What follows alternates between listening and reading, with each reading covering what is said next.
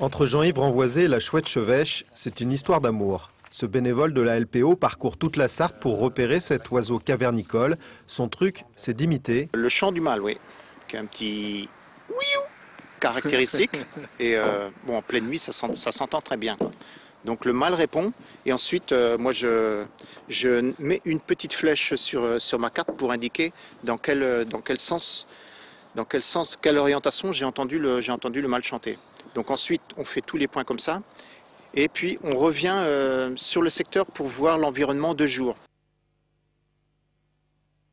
La chouette chevêche, c'est d'abord un oiseau mythique, déjà présent sous la Grèce antique dans les représentations d'Athéna, la déesse de la sagesse. En Sarthe, elle était connue sous le nom de la chouette du pommier.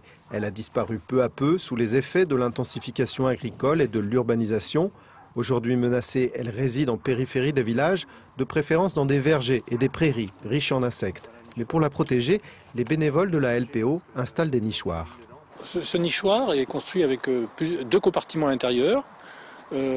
Un qui est réservé aux jeunes jusqu'à un certain âge, hein, et l'entrée du nichoir est équipée récemment en fait, d'un système anti-prédation qui consiste à mettre un tube, vous voyez, pour empêcher les prédateurs de rentrer en fait. Hein. Ce qui est formidable, c'est quand on contrôle les nichoirs, bon, on ouvre délicatement la porte et la femelle reste sur les jeunes pour protéger les jeunes. Et là, c'est formidable de voir ces oiseaux parce que la chouette a des yeux jaunes. C'est un oiseau super sympathique, quoi. Ces opérations ont permis d'enrayer la disparition de la chouette chevêche. La LPO espère d'ailleurs baguer prochainement les jeunes chouettes afin de suivre leur évolution. Et l'intérêt de mettre ces nichoirs aussi, c'est de permettre d'avoir des petits.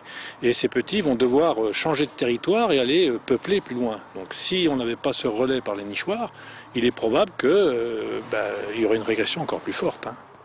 Pour la LPO, ce combat pour la chouette chevêche est aussi celui de la biodiversité.